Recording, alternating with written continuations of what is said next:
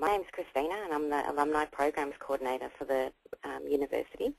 In this webinar we'll be exploring the benefits and challenges of working in different sized companies and in particular the factors to consider when one is starting out. I'd like to welcome our facilitator for tonight, Gary Ryan, a three-time graduate of Monash University and the founder and director of Organisations That Matter. Welcome, Gary. Welcome, Christina, and thank you so much for your kind introduction.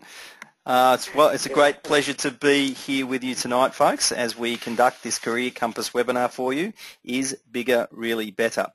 I'm also the author of a book called What Really Matters for Young Professionals, and you'll have an opportunity to win a signed copy of that book at the end of this evening's webinar when you complete the quick survey that you'll have a link to that will be sent to you an hour after the completion of the webinar. So if you complete that, you go into a quick draw for you to be able to win a signed copy of my book.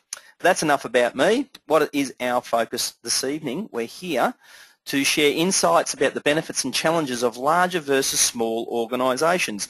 And as we heard Christina say in the introduction, a lot of students have the perception and a lot of graduates have the perception that only large organisations is where you should go to start your career. That may be true or it might not be true. That's why we're here tonight to discuss that topic with Professor Andrew Dyer.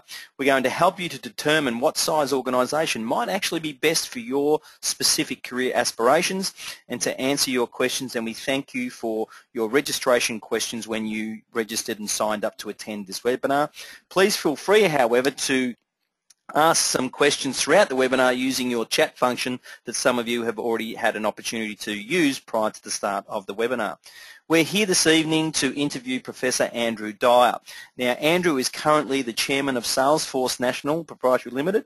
He's also a Director and former Chairman of the Transport Accident Commission, the TAC, where he is Chairman of Residential Independence Proprietary Limited and the Joint TAC Work Cover Board Committee for Information Systems. Andrew's professional career included roles in the energy, telecommunications, information, technology and professional services industries located in Australia, Asia and the United States. He continues to advise a number of private clients in a range of industries. A Vice-Chancellor's Professorial Fellow at Monash University, Andrew serves on the boards of the Melbourne Symphony Orchestra, American Australian Association, Monash Engineering Foundation and the Good Foundation, Jamie Oliver Ministry of Food. He is a member of the Monash University Industry Council of Advisors and is Chairman of the Finance and Revenue Committee for the Melbourne Symphony Orchestra. In addition, Andrew serves on advisory boards of the Victorian College of the Arts, the Australian Regenerative Medicine Institute, Monash Sustainability Institute, Climate Works Australia and the Richmond Football Club in the AFL. Previous board roles include Chairman of the Telecommunications Industry Ombudsman Council and serving on the boards of GWM Water, East Grampians Health Service, Bright Source Energy Australia and Grampians Tourism. Prior to his current portfolio, Andrew was the Victorian Government Commissioner to the Americas based in San Francisco, where he led a wide range of significant trade and investment outcomes for Victoria and Australia. And we're still not finished, folks. His past industry appointments include Chief Operating Officer of SMS Management and Technology and executive and operational roles at Indus International, now Ventix, Florida Power and Light Group, now Next Era, Ernst & Young and IBM. A former McKinsey & Co. consultant, Andrew holds a Bachelor of Mechanical Engineering with first-class honours from Monash University and is therefore an alumnus of ours, and an MBA from Georgetown University in Washington, D.C. He is a member of the Australian Institute of Company Directors. Welcome, Andrew. Thanks, Gary. Thanks for a very kind introduction. You are a very busy man. There is a saying that if you want to get something done, you give it to a busy person, which I'm sure many of our alumni on the phone have experienced that as they've worked through their degrees and careers. So, given your vast experience, which does cover both large and small organisations, how would you define large and small organisations to help our folk here today? There's no great rule of thumb, but I suppose from my experience, a small organisation typically is sort of up to 200 employees. Perhaps a medium size might be up to 1,000 employees, and then a large organisation would be 1,000 or more employees, often operating in multiple states, multiple countries, global enterprises. So that may be just a way to think through the dimensions. A simple way to define it for our audience tonight. So we're looking at large organisations being predominantly 1,000 plus employees, and as Andrew has highlighted, with a global focus is the normal way that they're defined. Medium organisations have greater than 200 employees to just less than 1,000, and small companies have less than 200 employees. For the sake of our webinar tonight, we're actually going to group medium and small companies together in the context of the advice that Andrew will be providing. Now, in my introduction, that was very extensive about Andrew's experience, and as we can see, he's been involved in very large organisations such as McKinsey, IBM, Ernst & Young, and clearly Monash University, as well as small organisations such as the Good Foundation, and you still are today. So Andrew, what's a typical day, if there is such a thing, like for you in the various roles that you're doing at the moment? In the board business, you are often involved in many different things on a given day. Yesterday I was in Geelong for 2 board committee meetings for the Transport Accident Commission. Today I've just come back from chairing the Finance Committee for the Melbourne Symphony. On Mondays I'm typically at Clayton campus at Monash University doing some work with the engineering faculty. So I have the joy of having many different things that I do, and every day presents different opportunities and challenges to work through. And so the background of working in many different industries and many different geographies help me address problems and issues that come up each day and each week that we need to deal with. That sounds extremely busy, but also exciting at the same time, no doubt, Andrew, in terms of the variety of the work that you do. Now, I'd like our audience to quickly vote in terms of their current focus for small, medium and large organisations. So I'm just going to launch a quick poll for you, and we'll see what your responses are. So based on our definitions of large, medium and small organisations, or you're undecided, what we'd like you to do right now is, what are your current preferences for organisations? If you wouldn't mind just clicking on one of the buttons. We'll give you another 10 seconds or so to complete this quick poll.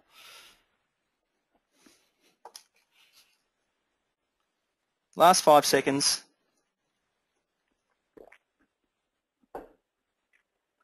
So this is your current preferences for large, medium or small organisations. So I'm going to close that poll. Just share the results with you.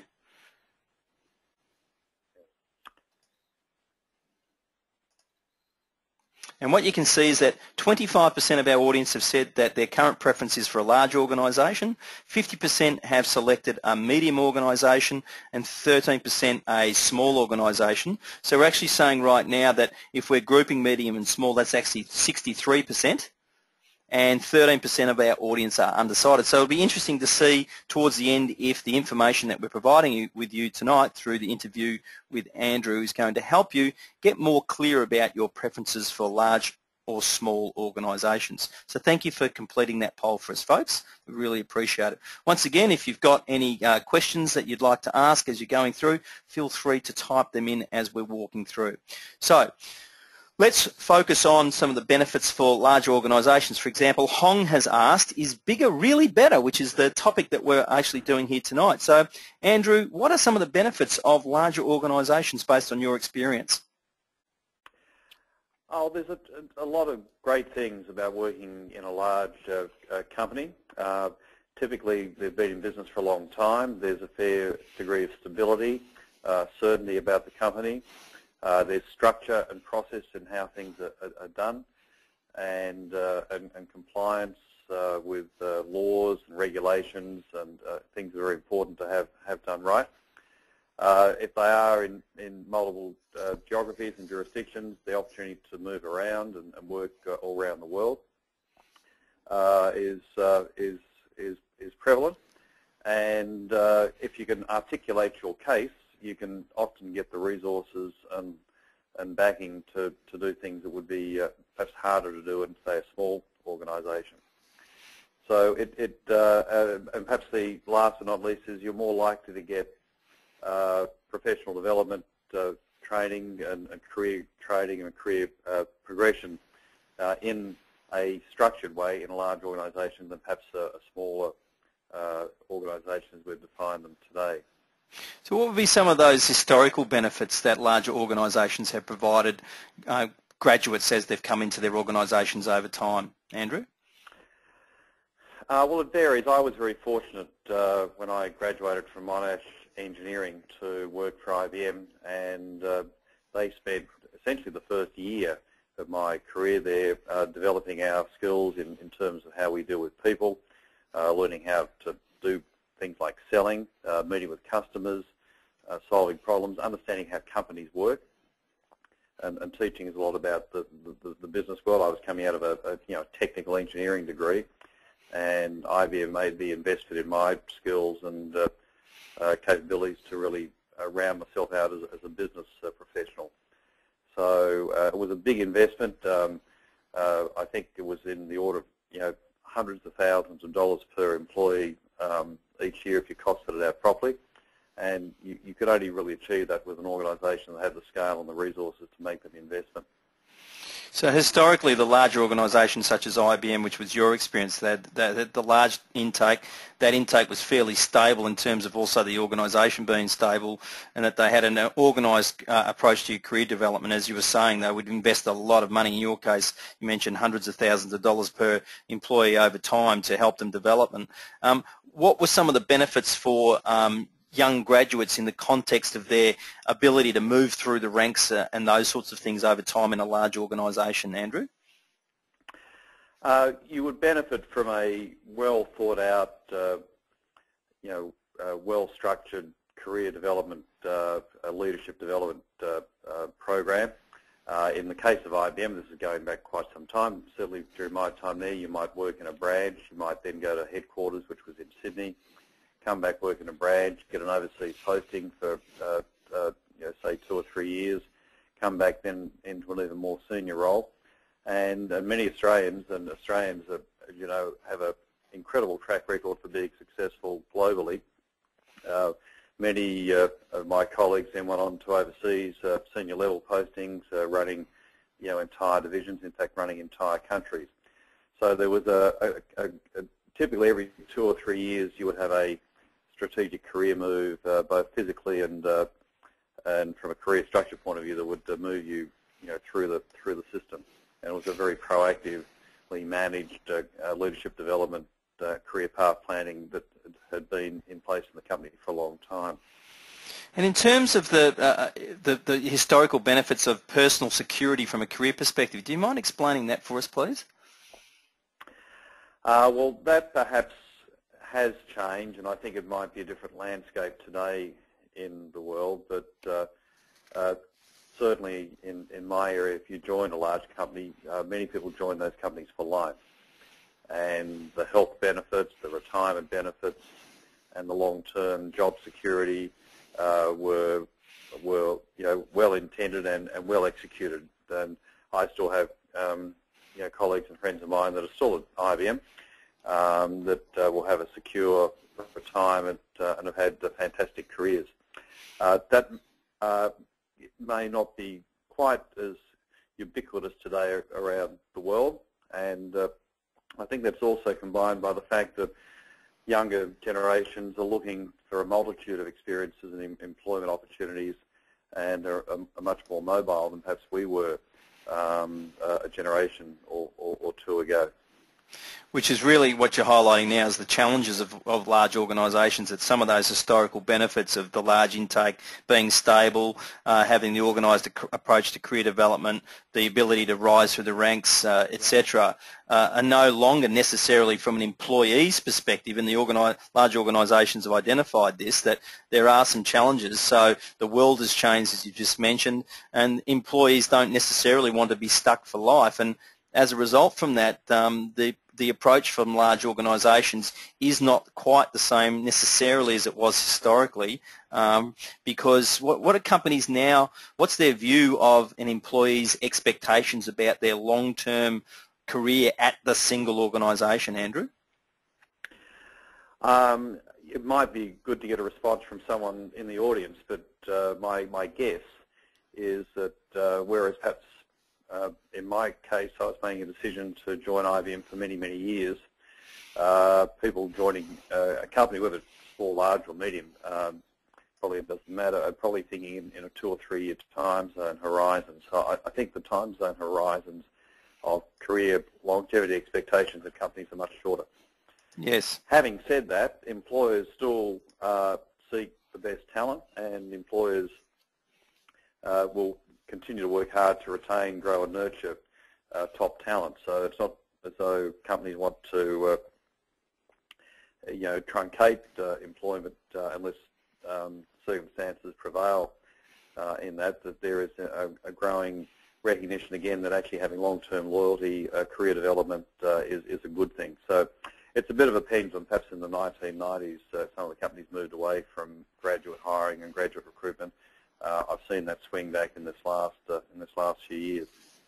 Now, if any of our audience currently are working in a large organisation, as we defined at the start, so 1,000 plus employees, it'd be interesting to hear your quick thoughts on Andrew's question, on this very question about what is your perception of your organisation's expectations for you as an employee to stay at the organisation. Do you think that the organisation expects you to stay there for the life of your career, or do you expect, or is your view that the organisation probably expects you to change organisations throughout your career? So if any of you are working in a large organisation, you have a perspective on that question, then please feel free to pop through your comments via the chat box.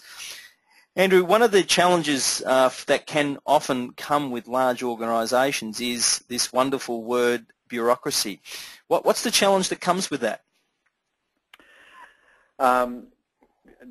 Typically, in a large organisation, and depending on the nature and the culture of the organisation, you may find that to get something done requires a lot of process, compliance, consultation, gaining the agreement of many, many people to get something to change and happen. That's not necessarily a bad thing. That means that the checks and balances are in place to ensure that the company doesn't make mistakes, and larger companies tend to be more risk adverse and perhaps more nimble entrepreneurial companies. But nevertheless, if you're in the middle of a big organisation trying to make a difference and make a change, it can be frustrating and takes time. In fact, I had lunch today with a CEO who runs the business that I used to chair, and it's a bit sort of government-related, monopoly-related. Everything seems to take about a year longer than perhaps we would have liked to have taken. And so you need patience, perseverance, an ability to build a wide stakeholder network of relationships, and be respectful that everything happens for a reason, and be able to work with those processes and find ways to make those processes work for you to get things done. And one of the reasons why the rules exist, or one of the benefits, is that the organisation still exists, because not all organisations last forever. So if you're in an organisation that's got a long history and it's still around, well, it's probably a sign that its rules, policies and procedures have protected it from risks that might have otherwise caused it to not be around today. So they're there for a reason.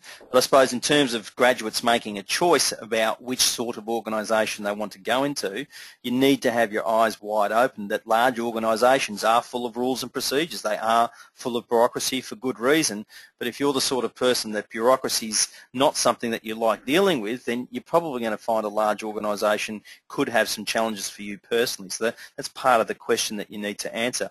Now, Andrew, Andy has asked... Just on that point, organisations, large organisations do strive to also be nimble and entrepreneurial, and it's not unusual for them to set up a new business unit that's quarantined away from the rigor and processes of the parent company, to bring a game changer to market. And perhaps a simple example of that would be what Qantas did with Jetstar, which was to set up a whole new airline as a low-cost carrier, separate management, separate set of rules, separate employment arrangements, to get essentially a complete startup off the ground that's now quite a significant sized airline. Vivian has mentioned in response to our question earlier that there's greater emphasis on talent as opposed to time served at her organisation in terms of how long they might expect someone to stay at the organisation. So we appreciate that comment, Viv. And I think that's a fair way to look at it. Absolutely, in terms of organisations want talent, and that's really important, folks, on the webinar tonight, that's what they're after. They want talent, and they want the evidence that your talent produces results. So that's where getting the job done and producing results, whether that be in large or small organisations, really matters from a career progression point of view. Right now, Andy is asking, Andrew, how should you facilitate career progression and create opportunities for yourself within a large organisation? It's a very good question, and perhaps the first part of it is, without going over the top, is you need to appropriately market yourself inside the organisation. So when you have made achievements, is to subtly let the right people know and let people know that you are doing good things. So building your internal network, knowing who are the influencers in the company, getting a mentor or an executive sponsor at a more senior level within the company is a very important thing. In fact, one of the things that IBM had in place, not to hark on IBM, but they had a lot of very good models there, was the opportunity for you to meet regularly with your boss's boss's boss. So 3 levels up, and if you could cultivate a good relationship there, and that executive, took a personal interest in you, then that's often how doors are open to progress your career.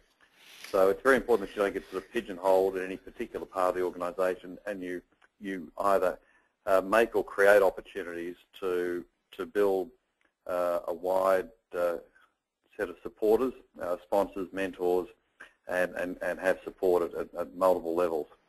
Just on that statement of mentoring, Andrew, a lot of graduates that I speak with say, experienced people don't have time for mentoring me, Gary. They're not interested in doing it. From your experience in all of the large organisations you've been involved with, Andrew, what is the real reality in terms of that question? Oh, I would like to think it's the other way around. If you're put yourself in the shoes of a senior executive, the only way you can develop and grow the company and achieve results is to have great talent coming through the business, which goes back to the comment of one of the audience you just made a few minutes ago. So it's absolutely in the interest of senior people to want to identify and nurture and develop up-and-coming talent. The trick is if you like, is the matchmaking between the executive sponsor / mentor and talent that they will take the time out to support and nurture. Yes, and some of the work that I've done over time is to actually help facilitate mentoring programs within organisations. And folks listening in tonight, one of the data that I can share with you is that those organisations where I've helped set up mentoring programs and train the mentors and help facilitate the launching of those relationships, consistently there are more mentors making themselves available than younger people earlier in their career are making themselves available to be mentored. It's a fascinating reality that there are people in organisations who really do want to help the next generation or 2 generations away from themselves advance their careers because they recognise that talent issue and how important it is to develop it for the future of the company. Neha. So just on that point, I'd encourage everyone to don't be afraid to ask someone that you think could help you to help. Yes. Those of us that are getting a little longer in the tooth actually really enjoy when we are asked to help, because it actually it makes us feel good that we can contribute back to the next generation. Absolutely, and we know that you do that with your time already, Andrew, and it's definitely appreciated. Neha asks, does it limit career prospects if you start in a small company? It probably depends. My general advice is, if you're going to work in a small company or a small to medium company, is pick a company that is growing and going places, because the skills that you'll develop and learn and the opportunities that may happen as a result of that growth could be could be fantastic and unique experiences. I'd be careful about joining a small organisation, which could be a government or a regulatory body or what have you, that is small and either static or shrinking. They create different dynamics that it's not to say that people shouldn't work in those organisations, but I think if you're coming out of your career, coming out of university to start a career, you want to be on an upward trajectory in growth, not flatlining. So that growth issue is really important. So when people are doing their research, which we'll talk a little bit about again later on, they need to be finding out about has the size of this organisation changed over time? Is it currently changing? And I think your advice, Andrew, is that if it's been static, then you might want to be very careful about getting into a small organisation, but if it's got signs of growth, that the number of employees has changed over time, and maybe there's been a dramatic change, and sometimes there's challenges that come with that, that's going to be worth spending some time investigating whether that small organisation is right to you. And just some of the benefits of small organisations, Andrew. I mean, obviously starting off with, you got more of a chance of getting to know people in the business.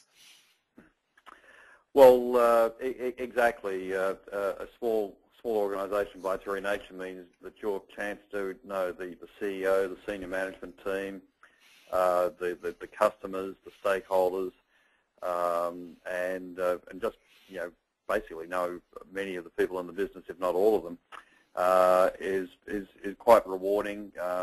Makes you feel part of you feel more like part of a family than part of a company. And again, if you're in an organisation that happens to be growing, opportunities abound because people are not trying to protect their turf, if I can use that phrase. They're actually saying, look, we're very busy here. Can you help out by taking on more responsibilities? And it's like the rising tide lifts all the boats. You rise with it. Yes, and so with that comes an increased understanding of how the business works, because you got your sleeves rolled up and you're in there helping the organisation work, again, particularly if it happens to be a growing organisation. There can be a lot of excitement, and you can, I imagine, get exposed to opportunities in a smaller organisation that's growing, as you emphasised earlier, in terms of getting across the business more during that phase.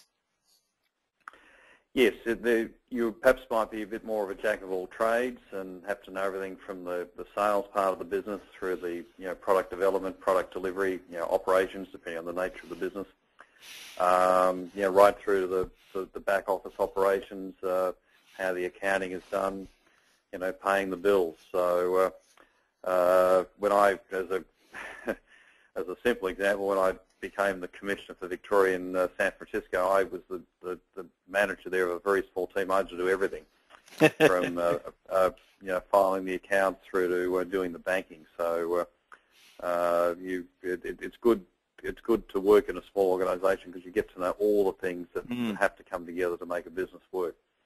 And which, if you then transition into a larger organisation down the track, you still understand that those functions need to be done. You might not have to do them anymore, but you understand the importance of the functions, and you've got a real working understanding. It's not just a theoretical understanding of that, of how those various functions work. What about the degree of bureaucracy in smaller organisations, Andrew? It would be wrong for me to say it doesn't exist, but it's often where you can provide a lot of value if you've worked in a larger organisation, is to help a smaller company put in an appropriate level of controls and checks and balances without drowning the company, so that as the company grows, it's got good structure and good frameworks to grow responsibly and grow effectively.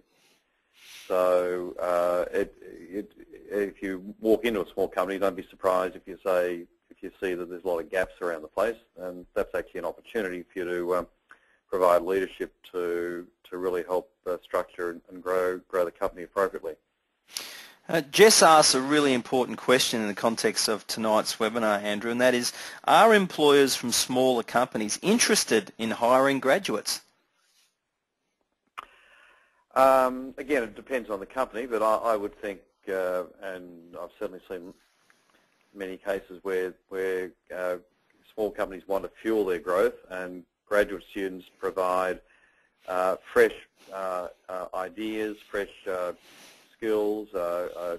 These days, of course, the technology skills and technical skills that graduates bring to the table are incredibly valuable around social media applications. The world has changed considerably in terms of how businesses deal and connect with customers. So the ability to bring in those fresh ideas and fresh blood is highly attractive to any business, but may be quite important to a small and entrepreneurial growing business.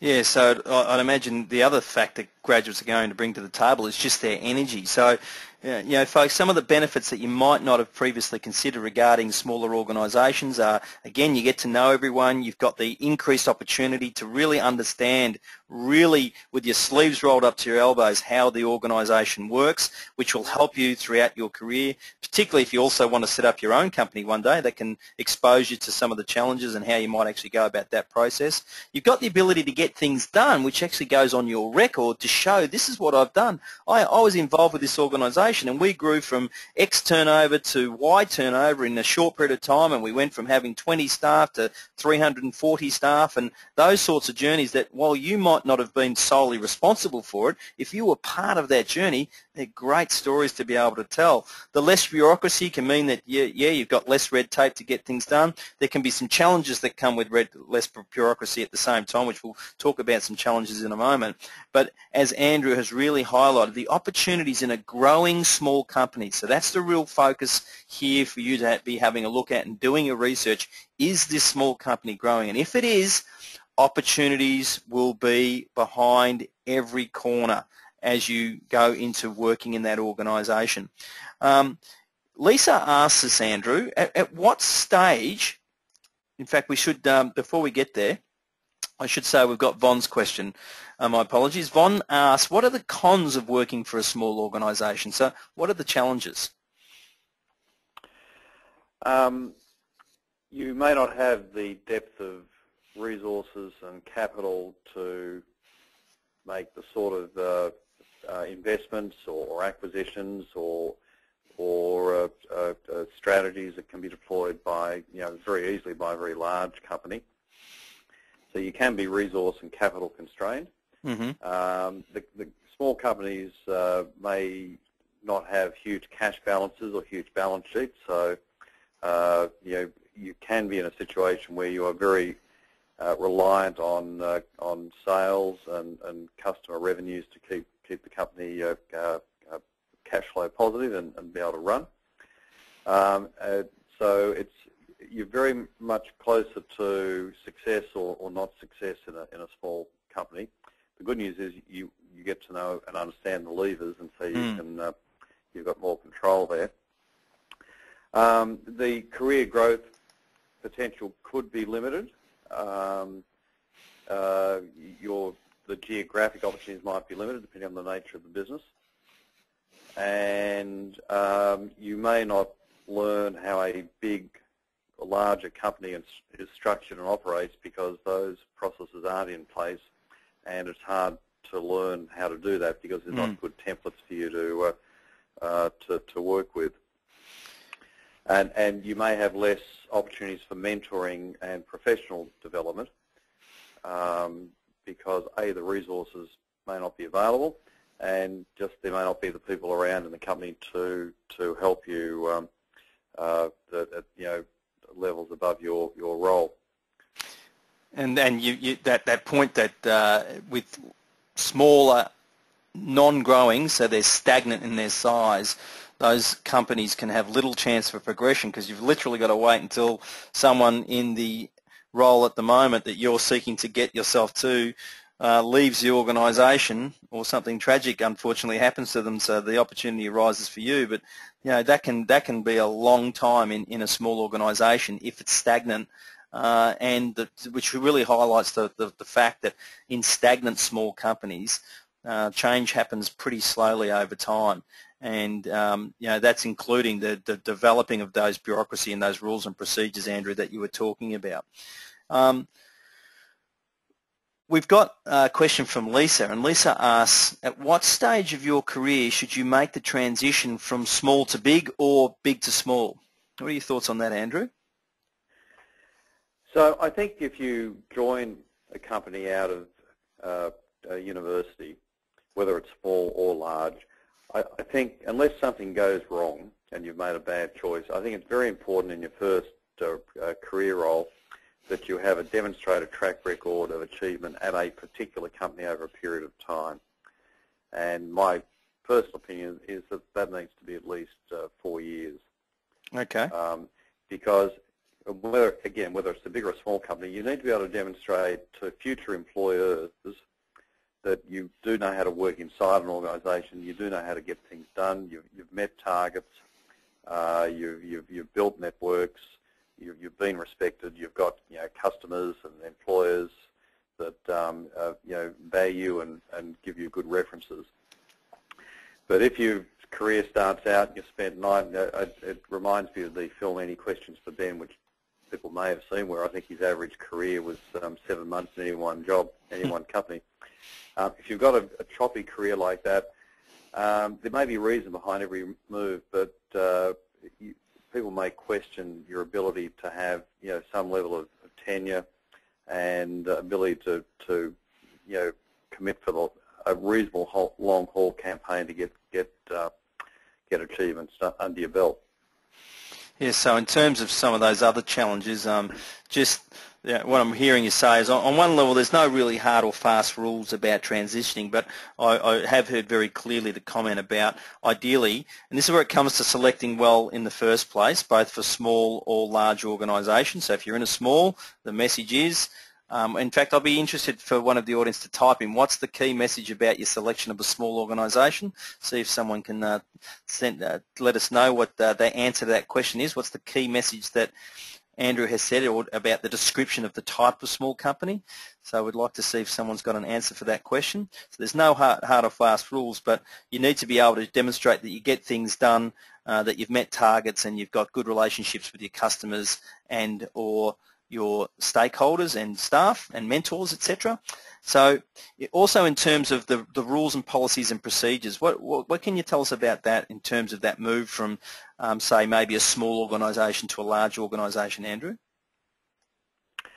So in the scenario here, I assume you've graduated and then joined a smaller company. Yes. And worked there for, say, 3 or 4 years. Yes. And you may have had some good career growth and hopefully good accomplishments, and you then go and work for a massive multinational, defence company, let's say. My advice would be, and I had to go through this when I worked for the government. I'd come out of a very long commercial career and had to understand how to get things done with government, is just take a good 3, 6, 9 months to learn how the company works, how to get things done, what the procedures are, and don't get frustrated in that first period if things go a bit slower than you might expect.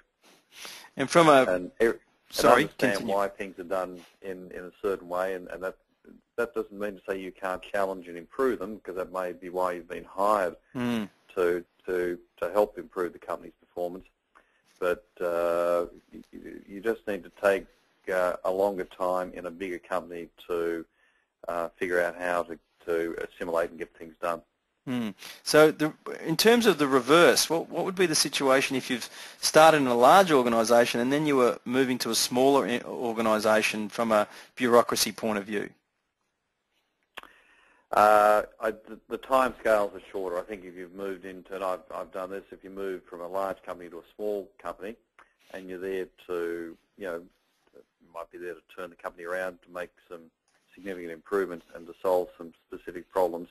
That's more like a 90-day honeymoon period where you don't want to jump in too quickly, because you'll have rejection from your peers and stakeholders. But after 3 months, a smaller company has got bills to pay, problems to solve, and they'll be expecting you to start to make meaningful impact. Now you mentioned the thing I will say is, if you are in a role where you need to make changes, is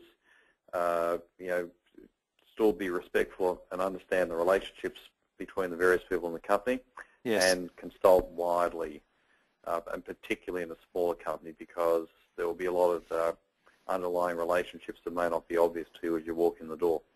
Yes, that's an extremely important point. And again, there's still a lot of people in small-sized companies based on the definition we've given today. So there can be multiple hundreds of people. So still making sure, as you've just said there, Andrew, you understand the key relationships and still make sure you're communicating effectively with people when you're looking at getting things done is important. You mentioned earlier about the skunk works in terms of large organisations trying to get the sense and feel of smaller organisations. So they often will set up an area which is free of some of the bureaucracy to make a change, to invent a product or to launch a product or whatever the case may be. So the skunk works is the name that organisations use for their parts of the organisation that have that small organisational feel about them.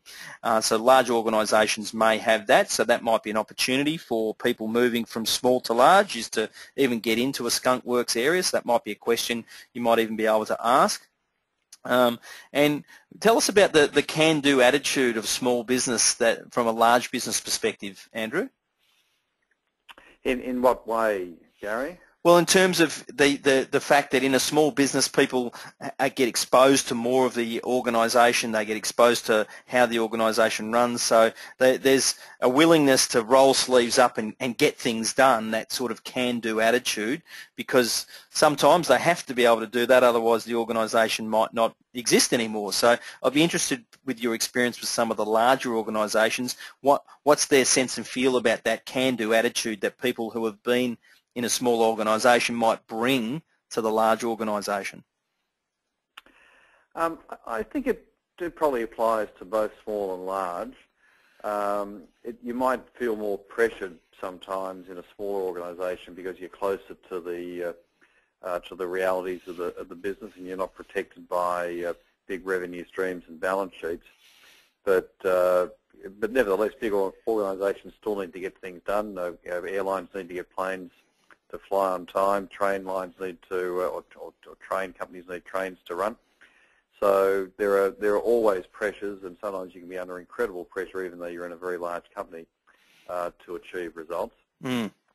I think the key point here is you can differentiate yourself tremendously as a professional and as a manager by doing what you said that you would do. And if you've got a good way of being organised and noting actions and following through to get actions done and completed, you'll be more likely to achieve the targets and results that you've been asked to do, but you'll quickly rise to the top of the cohort of people as someone that can be trusted and relied on to get things done. So it's part can-do attitude, but it's also get it done and be accomplished in how to get things done that can make an enormous difference to your career. Andrew, Andy asks, there seems to be a growing trend towards professionals moving into startups or smaller organisations after working in large corporates. And so why do you think this is Andy's question?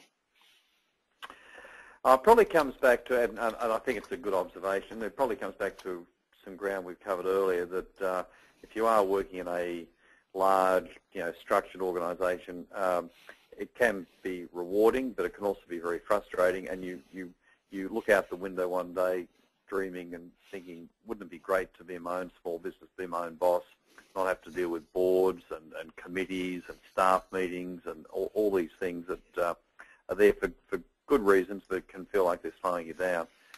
So all of us wake up one day thinking, wouldn't it be great just to walk away from this and start our own business?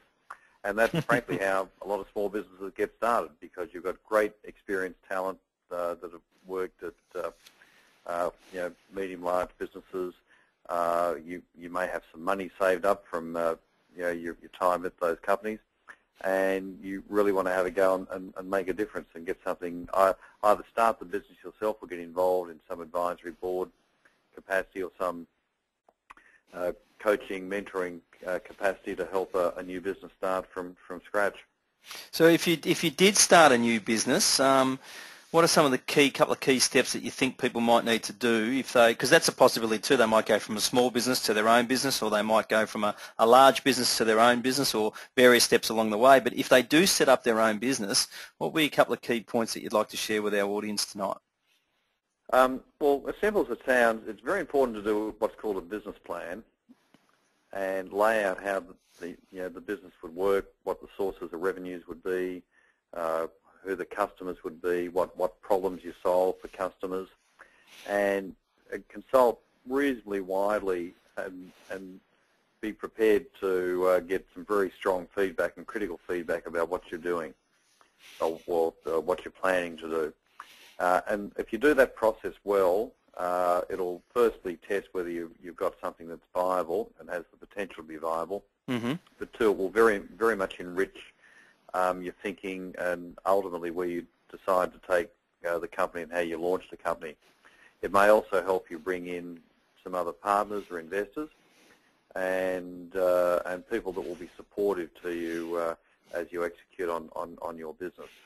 So the second bit of advice, since you asked for two, I'll just give Yes. you one other bit of advice, is you always want to hire people that are better and smarter than you are, mm-hmm. and they will help you achieve goals and achievements that you would never achieve by yourself.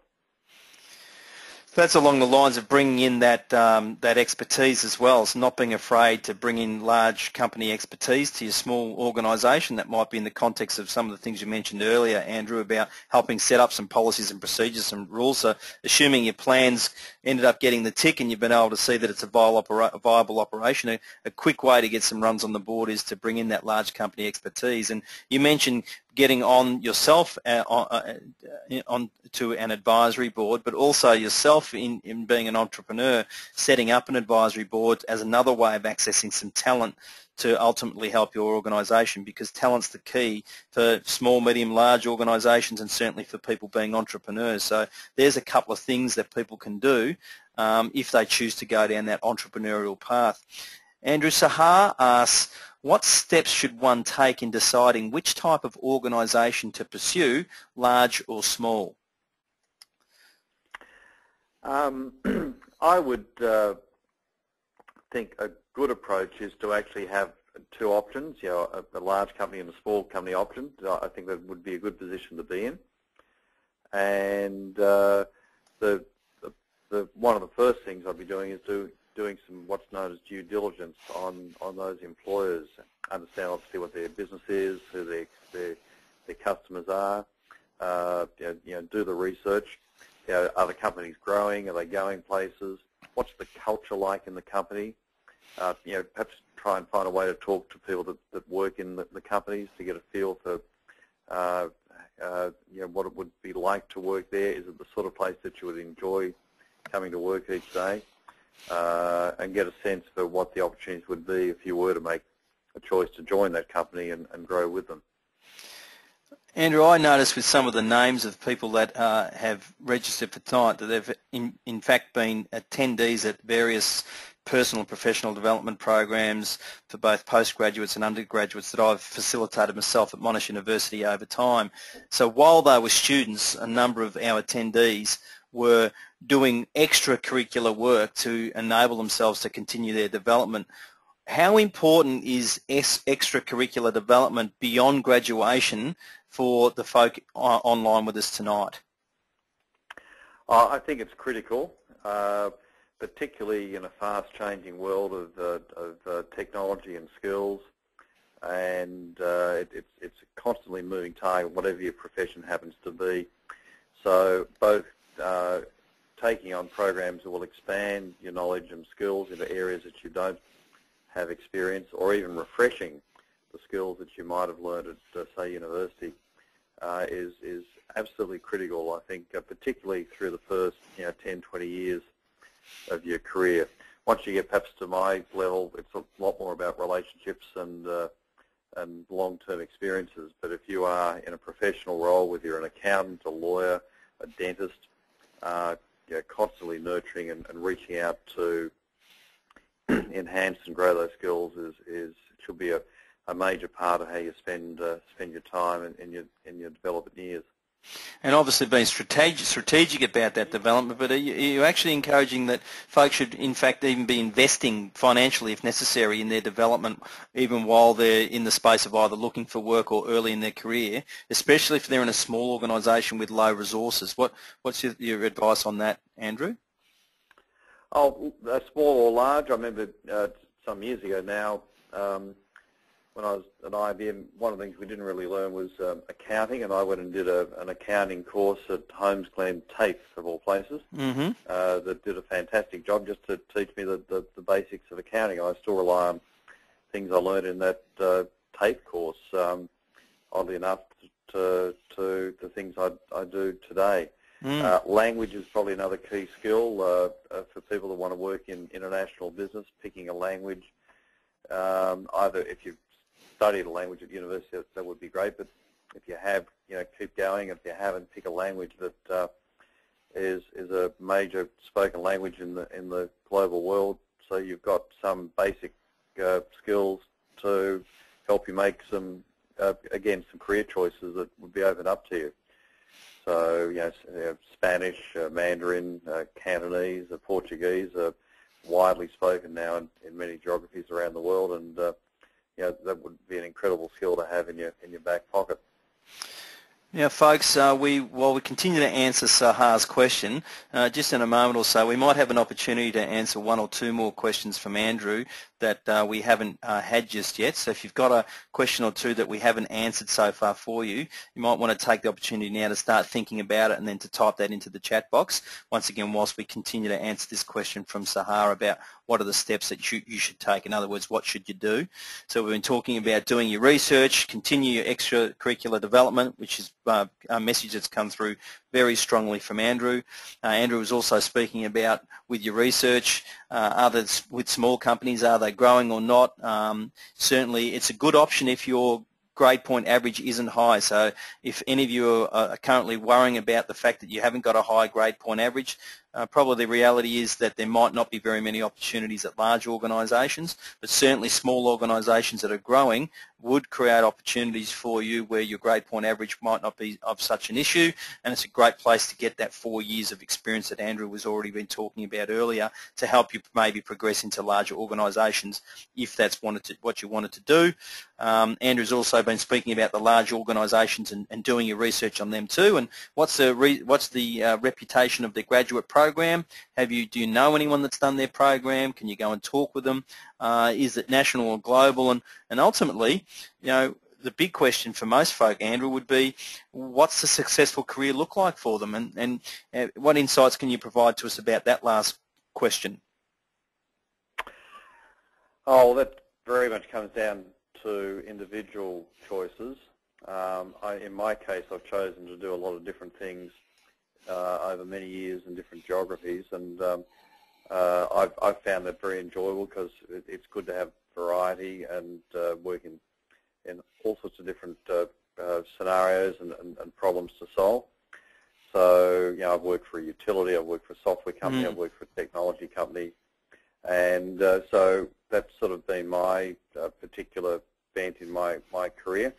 And the other extreme is to pick a particular industry, a particular employer, perhaps within that industry, and become very specialised in domain skills and a domain industry that you think is something that you're very passionate about. And some people like to work in telecommunications, some people like to work in mining, and have had very long successful careers, not necessarily with one company, by the way, but have been very focused on working in a particular industry set and gaining a reputation and respect of being a valuable person to have on the team. Yes. And Andrew, Andy asks a very powerful question. He says,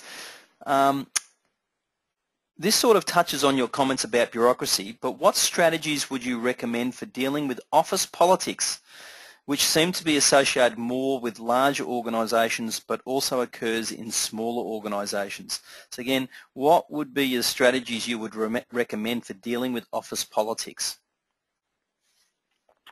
It probably applies in big and small organisations. the reality is if you are good at what you do and are successful, there may be people that don't want you to succeed. Mm-hmm. And therefore there are possibilities that misinformation might be conveyed and games played to marginalise your opportunities. My best advice on that is you can't avoid it. It's part of life, and if you're in government or in politics as a profession, you've got to deal with that.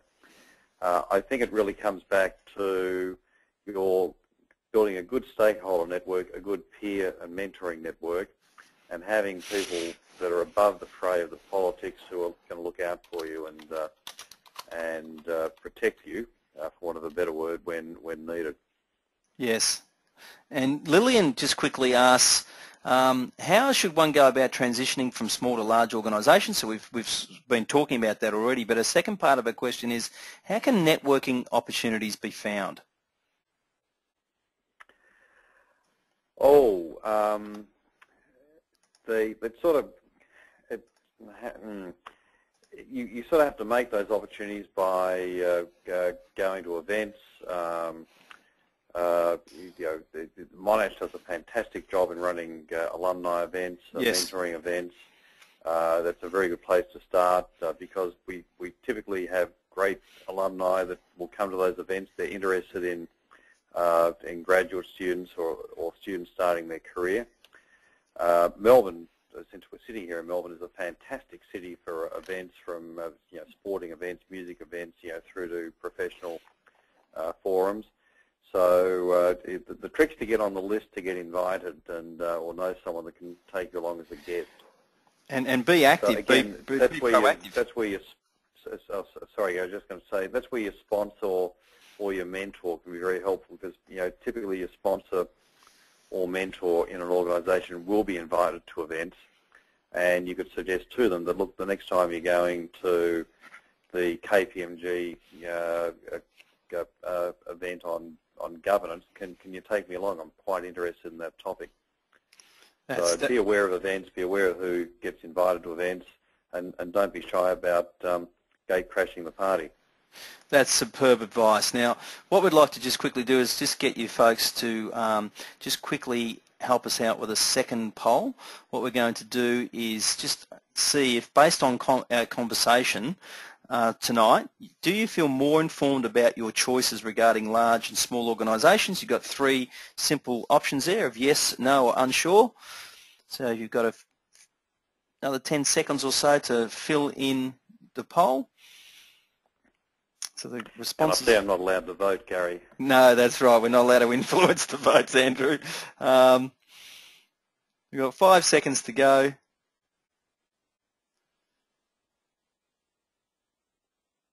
And okay, we'll close that. Now we have an interesting result because it adds up to more than 100%. It adds up to 101%, interestingly. So we've got 88% at yes, so that's great feedback, thank you, and 13% are still feeling unsure about their choices, but we've been able to help 88% of tonight's audience to be able to have some more clarity about what they're doing with regards to small and large organisations. It's really important, folks, that we appreciate Professor Andrew Dyer's time tonight. As you heard at the outset, they are real organisations of which he is currently on boards and currently heavily involved with. He's got vast experience in both large and small organisations, and for Andrew to be prepared as a Monash alumnus to give up an hour of his time to share his expertise with you is just an example of how much he cares about the university, he cares about its graduates, and he cares about students. Andrew, from the bottom of our hearts, we really appreciate your time and advice tonight. We're very, very lucky that we've been able to record this, so not only will our audience tonight be able to have an opportunity to hear your advice, but certainly other Monash alumni will get that opportunity as well. So thanks again, Andrew. We really appreciate it. Well, my thanks, Gary, and delighted to have this opportunity to share some thoughts, and thanks for being a fantastic interviewer and host. Appreciate that. Now, there's a couple of quick actions we'd like to encourage folk in the audience to do. The first one is to follow the advice provided by Professor Andrew Dyer. Take action with it to help you in your decisions regarding small or large organisations and what might be best for you. Please join the Monash Alumni, and in brackets the words officials is really important, LinkedIn group. So if you're not on LinkedIn, please join LinkedIn and join that LinkedIn group, and that will also help address Lillian's question about networking, because you've got like-minded people from Monash University. We've got multiple thousands of members of that community. There's lots of conversations. It gives you the opportunity to find about the events that Andrew was just talking about in terms of getting along and networking. So we encourage you to please go and join that LinkedIn group. Monash Alumni in brackets official is the group name you need to be looking for if you're not already a member. Please complete the evaluation survey that you'll receive 1 hour after the conclusion of tonight's webinar to go into the draw to receive a signed copy of my book, What Really Matters for Young Professionals, and it'll be a pleasure to enable one of you at least to get that. So we've got some thanks coming through, Andrew, from various audience participants, really appreciating your time. So thank you for folks for sending that through. We do appreciate it. I think I'd like to also acknowledge Christina Vukasic, who introduced us tonight, and thank Christina. Christina's done all the hard work in the background to make tonight's webinar possible. We really appreciate your time and efforts again, Christina. Without you, this wouldn't happen, that's for sure. And finally, we need to thank each of you who have registered and also turned up to tonight's webinar. Without you, without your questions, without the interaction from you, we wouldn't have anywhere near the value that we're receiving tonight. Once again, this webinar has been recorded, and that recording will be available through you via your Monash Alumni servers and websites. So thank you for your participation. Have you got any last words, Andrew, that you'd like to share? The world is full of fantastic opportunities, both here and overseas, and I just encourage everyone to seek out good opportunities. Don't be afraid to work for either a big or small company, and make the most of it, and have a great career and a great life. Okay, and with that, I think we'll wrap up tonight's webinar, folks. So I'll end the webinar now, and we hope that you have the best careers and enjoyable careers that you deserve as Monash alumni. We're very proud of you, and once again, we're very appreciative for Andrew and his time tonight. So, folks, again, that's the end of the webinar. We look forward to working with you next time.